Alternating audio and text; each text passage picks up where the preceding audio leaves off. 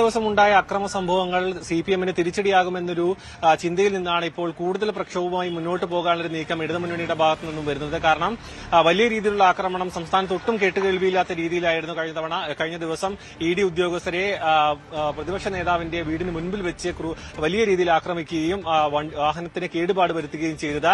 ഇതിൽ വലിയ രീതിയിലുള്ള ഒരു തിരിച്ചടി സിപിഎം പ്രതീക്ഷിക്കുന്നുണ്ട്. കാരണം ഇത്തരത്തിലുള്ള ഒരു ആക്രമണം ഇതിനു മുൻപ് ഉണ്ടായിട്ടില്ല. മാത്രമല്ല ഇഡി പരിശോധനയ്ക്ക് ശേഷം മറ്റ് സ്ഥലങ്ങളിൽ നിന്നെല്ലാം യാതൊരുവിധ പ്രകോപനവുമില്ലാതെ കണ്ണൂരിൽ നിന്നടക്കം യാതൊരുവിധ പ്രകോപനമോ ആക്രമണമോ ഇല്ലാത്ത രീതിയിൽ അവിടെ നിന്നും ഇഡി ഉദ്യോഗസ്ഥർ മടങ്ങിപ്പോയിരുന്നു. പക്ഷേ തലസ്ഥാനത്ത് വെച്ച് ഇങ്ങനെ ഒരു ആക്രമണം ഉണ്ടായത് വലിയ രീതിയിൽ ചർച്ചയായിട്ടുണ്ട്. മാത്രമല്ല പ്രതിപക്ഷ നേതാവിന്റെ വസതിക്ക് മുൻപിൽ വെച്ചാണ്, അതായത് ഇഡി വാഹനം പുറത്തേക്ക് ഇറങ്ങുമ്പോൾ തന്നെ വലിയ രീതിയിലുള്ള ആക്രമണം അഴിച്ചുപിടിക്കുകയാണ് ചെയ്തത്. അതിൽ നിന്ന് 5 പേർക്കെതിരെ ഇന്ന് ഒരു കേസ് കൂടി രജിസ്റ്റർ ചെയ്തിട്ടുണ്ട്. കാരണം കഴിഞ്ഞ ദിവസം പോലീസ്, അതായത് ഈ ഒരു ഇഡി ഉദ്യോഗസ്ഥർക്ക് സുരക്ഷ ഒരുക്കിയ പോലീസ് ഉദ്യോഗസ്ഥരെയും ഈ പ്രവർത്തകർ ആക്രമിച്ചിരുന്നു. കൂട്ടം ചേർന്നുകൊണ്ട് മർദ്ദിക്കുന്ന ദൃശ്യങ്ങളടക്കം കഴിഞ്ഞ ദിവസം നമ്മൾ കണ്ടതാണ്. ഈ പോലീസ് ഉദ്യോഗസ്ഥരടക്കം ഇപ്പോൾ മൊഴി നൽകിയിട്ടുണ്ട്. അങ്ങനെയാണെങ്കിൽ ഒരു കേസ് കൂടി ഇന്ന് രജിസ്റ്റർ ചെയ്യുമെന്നാണ് മനസ്സിലാക്കാൻ കഴിയുന്നത്.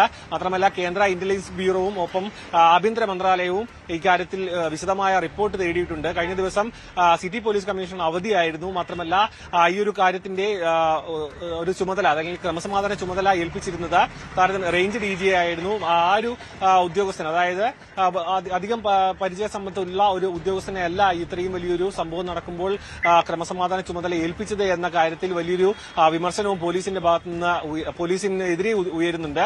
നമുക്കറിയാം കഴിഞ്ഞ ദിവസം ഉണ്ടായിരുന്ന പ്രവർത്തകരെ കണക്കാക്കി നോക്കുകയാണെന്നുണ്ടെങ്കിൽ, പ്രവർത്തകരെ സംബന്ധിച്ച് നോക്കുകയാണെന്നുണ്ടെങ്കിൽ വളരെ ചെറിയ അളവിലുള്ള പോലീസുകാർ മാത്രമായിരുന്നു ഈ സ്ഥലത്ത് ഉണ്ടായിരുന്നത്. ഇഡി ഉദ്യോഗസ്ഥരെ ആക്രമണത്തിന് വിട്ടുകൊടുക്കുന്ന രീതിയിലായിരുന്നു പോലീസിന്റെ ഒരു നീക്കം. പരിപൂർണ്ണ പരാജയമായിരുന്നു കഴിഞ്ഞ ദിവസം തലസ്ഥാനത്തെ പോലീസിന്റെ നീക്കങ്ങൾ എന്ന് തന്നെ വേണമെന്ന് പറയാം. പക്ഷേ അതിനുശേഷം വലിയ രീതിയിൽ പാളയം ഏരിയ കമ്മിറ്റി ഓഫീസിൽ കയറിക്കൊണ്ട് അറസ്റ്റ് ചെയ്യാനുള്ള നീക്കം ഉണ്ടായിരുന്നെങ്കിലും അതിലും പാർട്ടി പ്രതിരോധം തീർക്കുകയും പിന്നീട് പ്രവർത്തകർ സ്വമേധയാ കീഴടങ്ങുകയായിരുന്നു. അവരെയാണ് ഇന്ന് 10 മണിയോടുകൂടി റിമാൻഡ് ചെയ്യാൻ പോകുന്നത്. മാത്രമല്ല ആഭ്യന്തര മന്ത്രാലയം അടക്കം റിപ്പോർട്ട് തേടിയ സ്ഥിതിക്ക് കൂടുതൽ ശക്തമായ നിയമ നടപടികളിലേക്ക് കടക്കുമെന്ന് തന്നെയാണ് മനസ്സിലാക്കുന്നത്. അതിൽ പാർട്ടി എങ്ങനെ പ്രതിരോധം തീർക്കും, മാത്രമല്ല വലിയ രീതിയിലുള്ള പ്രക്ഷോഭങ്ങൾക്കും ജില്ലാ കമ്മിറ്റി, ജില്ലാ നേതൃത്വത്തിലടക്കം വലിയ രീതിയിലുള്ള പ്രക്ഷോഭം പദ്ധതി ഇടുമ്പോൾ പോലും കഴിഞ്ഞ ദിവസം നടന്ന ആക്രമണ സംഭവങ്ങൾ പാർട്ടി ഏത് രീതിയിൽ ന്യായീകരിക്കുമെന്നുള്ളൊരു ചോദ്യം കൂടി ഇപ്പോഴും നിലനിൽക്കുന്നുണ്ട്.